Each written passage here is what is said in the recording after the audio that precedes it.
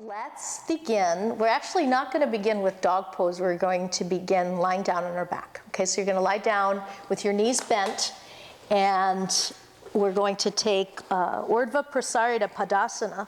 But before we do, we're going to do this. Okay, so you'll start with your knees bent. You can move use your hands to move your buttock flesh towards your knees, so there's a sense of length in the lower back, and move the back ribs away from the buttocks, so you're creating space. And then use your arms as tools to elongate the sides of your body. Okay, so let's do that much.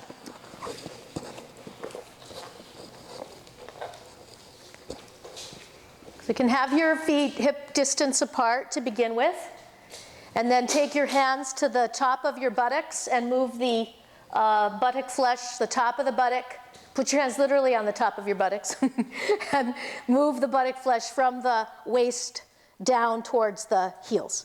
Okay, and then take your hands to the sides of the sticky mat. Take a hold of the mat with your hands and bend your elbows slightly. Just bend your elbows slightly and walk your hands a little closer to your hips. And now straighten your arms so that it feels as if your thoracic spine or your rib cage is moving away from your pelvis.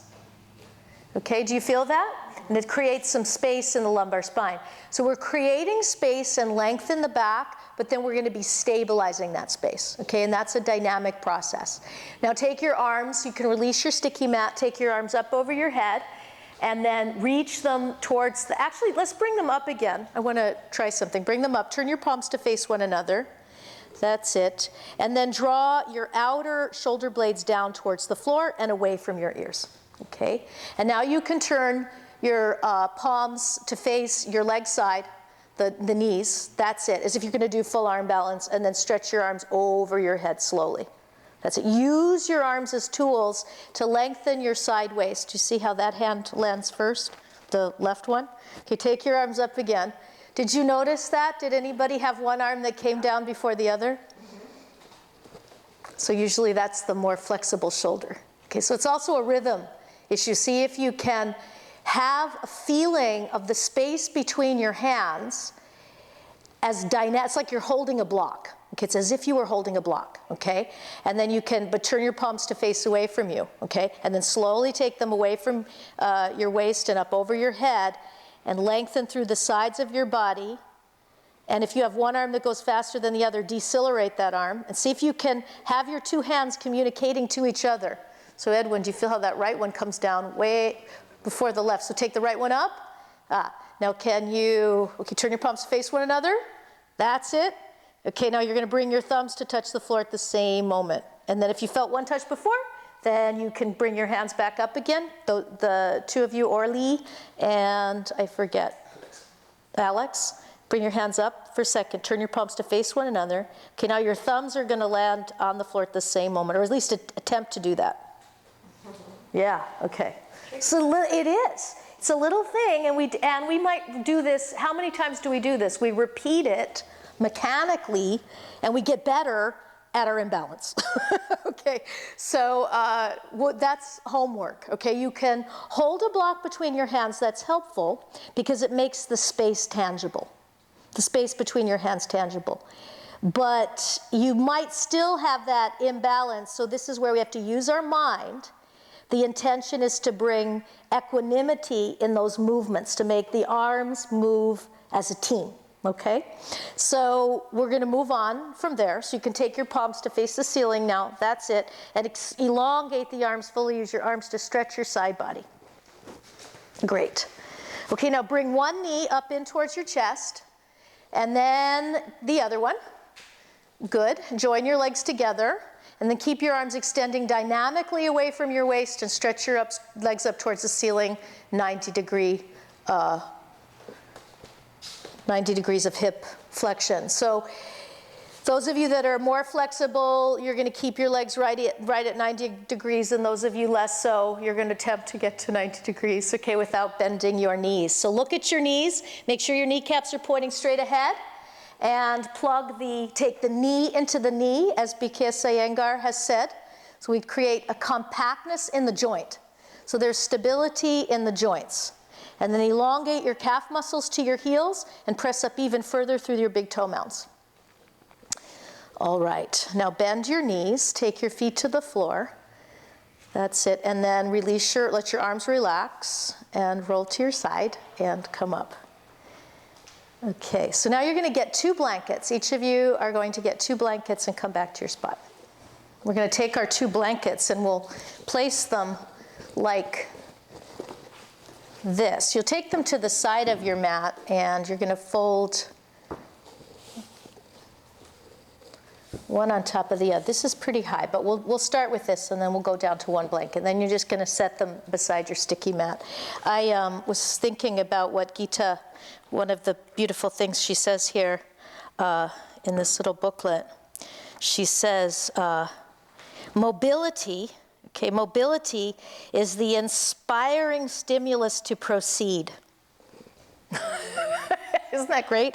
Whereas stability is the static energy to maintain self-balance or a self-force to have firmness. She says a practitioner needs both qualities, mobility and stability, and then she simplifies that previous sentiment, distills it a bit, more like a sutra. She says, so this would be her definition of mobility and stability. The inspiration to proceed, that's mobility, the inspiration to proceed, and the adhesiveness to establish oneself. Okay, so I love that. The inspiration to proceed and the adhesiveness to establish oneself. So we're going to, we'll try without our blankets initially.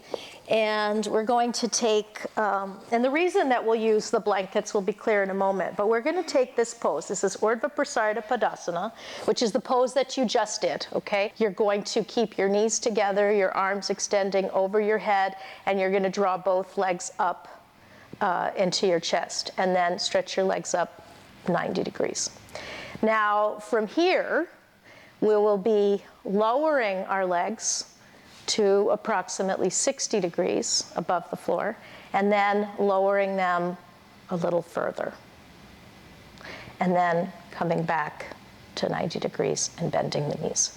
And then keeping the abdominal sides of the abdominal wall down as you lower your legs. And that's actually what you're going to be focusing on, is while you have that dynamic movement of your legs going towards the floor, is keeping the sides of your abdomen resisting towards the floor and towards your head. So you're massaging the abdominal organs, but more importantly, there's a counter movement that prevents the belly and the back from doing this as your legs go down. So we don't want the legs to pull our center away from its well-established place. Okay, so that to be well-established, there's a counter movement. There's that understanding that as we take our consciousness further and further, or our limb in this sense, that we have to be connecting back in towards the core. All right? So let's try, meaning the center of you, the deep center of the posterior abdominal wall right now. All right? So let's try this. We'll try it 3 times, okay? I did it once, so you have to do it 3 times. So come to, this time you're going to join your feet. So we're going to centralize. We're going to bring, this helps the mind become a little more focused when we bring our limbs together. And then take your feet in a little closer to your pelvis. That's it. They'll feel less heavy when you're lifting them up, okay? Now, extend your arms up to the ceiling. Actually, bring your hands back to your buttock flesh and lengthen it because it may have risen. And then use your hands to create that traction action on your side body so that it feels as if the lumbar spine is elongating. Okay. Now, when you take your arms up, palms facing one another to start, we're going to keep our palms facing one another until your thumbs touch the floor this time, and then you can turn your palms to face the ceiling. Hold on, Alex, go back to center. Draw your outer upper arms down towards the floor so that so that your collarbones feel broad and you feel your arms connecting, grounding into the earth. And take the sides of the abdominal wall towards the floor and try to maintain that as your arms go over your head. Slow down so you can feel the moments that are making up your movement and the rhythm of the movement. So Edwin, your left arm is still accelerating. So yes.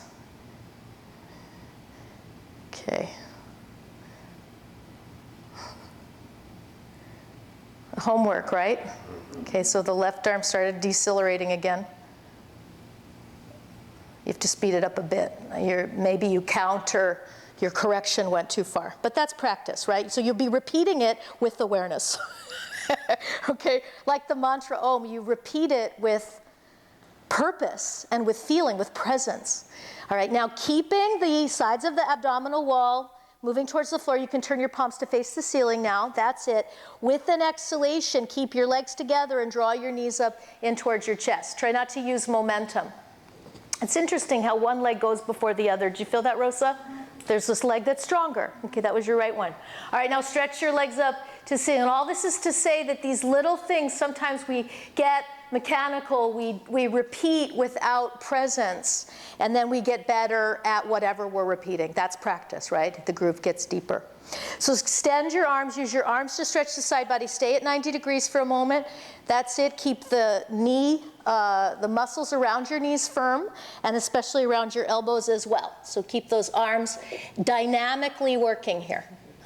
So remember, this is a dynamic movement, using your arms, a dynamic counter movement to help stabilize the trunk in the opposite direction of your legs. So now with an exhalation, you're going to lower your legs to 60 degrees above the floor. And now take your attention to the sides of your abdomen. Is your back starting to pull up off the floor, the sides of the back waist?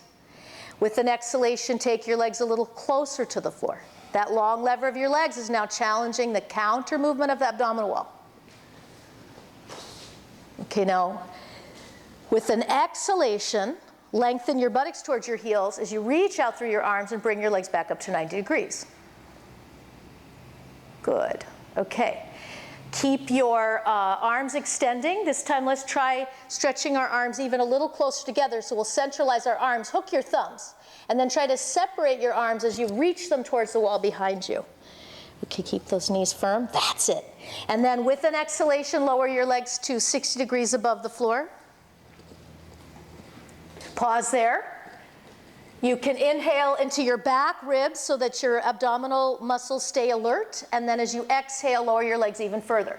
And there's a counter movement to keep the sides of the abdominal wall down on the floor, okay? And then big inhalation into the side back ribs. As you exhale, lengthen from your buttocks to your heels to come back up. Okay, and then bend your knees into your chest. Just pause there for a moment. You can, can you hook your thumbs, or does that bother your shoulder? Do you want a belt? Because, yeah, okay, if you have a shoulder issue, it can be better with a belt.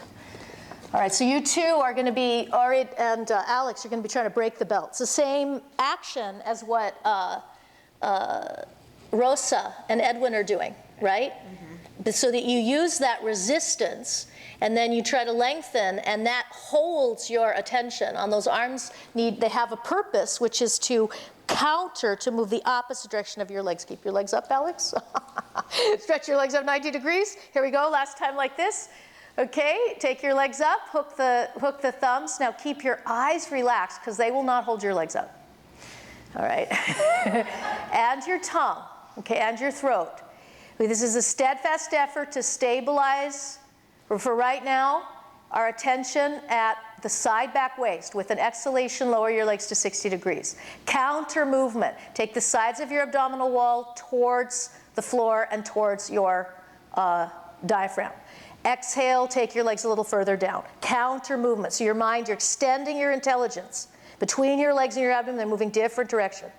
And then with an exhalation, bring your legs back up. Okay, and then you can bend your knees into your chest to relax your arms and take your legs down. Okay, all right. Now, roll to your side and come up. And we'll use our blankets. Okay, we'll use our blankets because we're gonna go a little further. And we'll try this just one time with 2 blankets, one time with 1, so that it's a little more challenging. But this will, at least this will help us feel the idea of the counter movement. You all did well with that. But we're going to take our legs closer to the floor now. So we're going to use the blanket so that we can, and this is really creating, in some ways, it is, my body's on an incline now. So the prop is helping me feel this more, okay? My back is not down on the floor, so I don't have that feedback for my nervous system. So I'm really working now with the principle that of counter movement or oppositional force, okay? And that's another principle in Iyengar yoga, is that sometimes we use opposing force, like in warrior 2 with our arms out to the side, or warrior 3 with our arms forward and our leg back. The counter movement stabilizes us, okay? So it's a movement towards stability, a counter movement towards stability. So you'll lower your legs to 60 degrees, down to 30 without letting anything become disturbed here. So there's that counter movement towards stability. And then you're going to try to go until you're basically in what would be like Supta Tadasana position. We're going to stay there. And then with an exhalation, take the legs back up. All right? So let's try that. And then we'll be removing one blanket and doing with one blanket. Okay, so there's less of an incline, and then none blanket. All right? So let's do. Now it's just your pelvis that's up on the blanket. It's not the lumbar spine. So it's like you're on a ramp, okay? And that helps elongate the buttock flesh, doesn't it? So if you put your pelvis up onto the blanket and then pressurize your feet, and this is a small movement towards the rope wall, just a small movement. You press your feet down, you slide your body just slightly towards the rope wall. Do you feel how that lengthens the buttock flesh? It's like the blankets are like your hand, okay? Now bring your feet together. Take your arms over your head. This time you don't have to go so slow. That's homework, okay? But even having the awareness, just hopefully you'll remember that, okay? Okay. Now with an exhalation, draw your legs up and knees together. That's it. And then extend your legs up to the ceiling. Okay. Spread your toes. Look at your feet, because this is one of those wonderful poses where we're able to actually see our legs like we can't see them in Shirshasana. So we're able to see what they're up to when they're vertical. Okay, now you can actually hook your thumbs. Let's do that, because that gave some of you a really great resistance. You can use your belt, good. And then with an exhalation, lower your legs 60 degrees above the floor. Pause there. Okay, now feel how that blanket really helps the counterflow of the abdominal organs, right? The viscera is flowing like water in the opposite direction of your legs. Now as you exhale, keep your buttock flesh flowing towards your heels as you lower your legs even further, and the abdominal skin flowing from your pubis towards your lower ribs in the opposite direction. So the skin on the back body from your buttocks to your heels is going away from your head, and the skin of the front of your body from your pubic bone towards your diaphragm is going towards your head. Now lower your legs a little further, and then see how much further can you go without losing that movement towards stability. So your sides of your abdomen stay placid, dynamically so though. So there's activity that's creating that stability right now. Eyes quiet. Can you relax your eyes and your tongue and your jaw? Okay, now with an exhalation, lengthen from your buttocks to your heels to bring your legs back up. Okay. That was a dynamic, stable place. Wouldn't you guys say? You weren't moving, but you were very awake and attentive. All right, so let's try that one more time. Okay, one more time with two blankets. Change the hook of your thumbs. With an exhalation, lower to 60 degrees. We won't stay as long here. Now, Orly, straighten those knees. And then lower a little further. Okay, now be with the counter movement. Keeping your tongue and your face relaxed. So the energy, the effort is directed towards the counter movement in the abdominal wall. Exhale, lower your legs even further, and the dynamic counter extension of your arms and your legs in opposite direction without hardening the eyes. Lower a little further.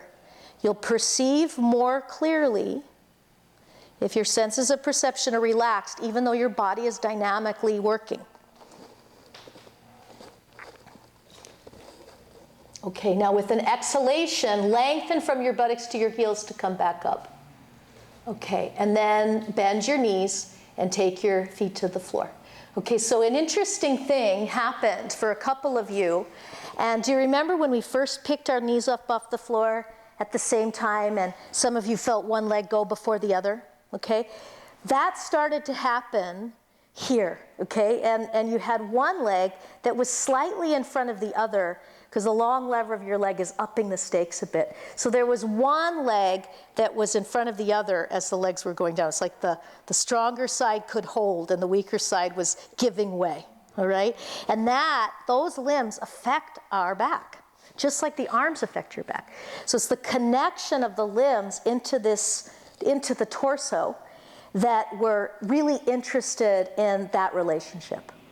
All right, so we're going to try this with one blanket.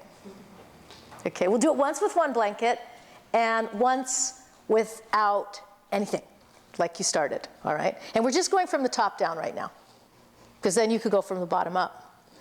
Okay, so take your arms up and over your head. Hook your thumbs or use your strap. That's it. Keep the sides of the torso extending. So you're using the arms to lengthen the sides of your trunk away from your buttocks. And the buttocks are lengthening, the skin of the buttocks lengthening towards the heels. Okay, now bring your legs up to 90 degrees. Oh, go bring them back down again. Rosa, that right leg, right? Okay, squeeze your legs together. And just like you worked with your arms, use your legs as a pair. You're going to need that today. Okay, that's it. Like the two wings, okay? You don't have one, fly with one wing flapping. It's not going to work out well. All right, now take your legs up 90 degrees. That's it. And then Orly, in this position is when you have to bring more attention. Again, that steadfast effort, that repetitive attention to stabilize, in this case, your knees, okay? Now, with your exhalation, lower your legs to 60 degrees and feel how the stakes are a little higher because the ramp is lower. So now you have to put the ramp in you, and that's your mind, that's your awareness. Exhale, lower your legs even further. Exhale, lower your legs a little further. Now, you don't get any gold stars for going close to the floor and destabilizing yourself. So stay in the realm where you can maintain your steadfast attention on that counter movement. And then with an exhalation, take the sides of the abdomen towards the floor as you lengthen your buttocks to your heels to come back up. So Orly, you were right on the edge there. You know, you went a little bit further maybe than you were able to do the counter movement. Okay? Bend your knees, take your feet down, lift your pelvis, bring your arms up and remove your blanket. This is our last one. Now here's where you might not go as close to the floor, okay? And you're going to be watching that because you don't get benefit from practicing destabilization. Does that make sense? So the movements can be directed towards the intention of stabilizing. We're working with our spine right now, but the mind is everywhere. So this is just a step in for our mind, okay? The stabilizing the spine, stabilizing the mind, all right? So bring your legs up to the ceiling, stretch your arms over your head, and take your legs off the floor at the same moment. So if you have one that goes faster, try to speed up the other one and see if that helps. There you go. Okay, take your legs up 90 degrees. Okay, now before we take our legs down, relax your eyes and your tongue and your jaw because they will try to do the movement. They will try to help stabilize you, and they're not as well suited for that. Okay, right now we're going to be with our limbs and their relationship to our abdomen. Lower your legs to 60 degrees. Pause there. So re-straighten that right leg, Edwin. Exhale, lower your legs a little bit further. And now to go a little further, you have to watch what is happening in the sides of my abdomen. Are they evenly moving, counter-moving away from my legs? And then with an exhalation, you can lengthen your buttocks towards your heels as you come back up. All right, and bend your knees into your chest and you can hug them in. You can actually take your arms to your knees and just hug them in for a moment. Okay. All right. So here's the question. Where was your mind when you were doing that? In the pose. In the pose, great. Okay, good answer.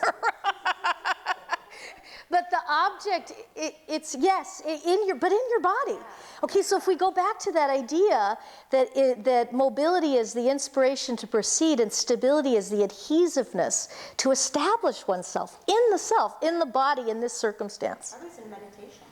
Yeah, well, you were absorbed in what you were doing. And the object, being the pose, held your attention. You were also directing your attention there, but the pose was also holding you. Wasn't it in some way? Yeah. Okay, so roll to your side. We're going to take our legs closer to the floor now. So we're going to use the blanket so that we can, and this is really creating, in some ways, it is, my body's on an incline now. So the prop is helping me feel this more, okay? My back is not down on the floor, so I don't have that feedback for my nervous system. So I'm really working now with the principle that of counter movement or oppositional force, okay? And that's another principle in Iyengar yoga, is that sometimes we use opposing force, like in Warrior 2 with our arms out to the side, or Warrior 3 with our arms forward and our leg back. The counter movement stabilizes us, okay?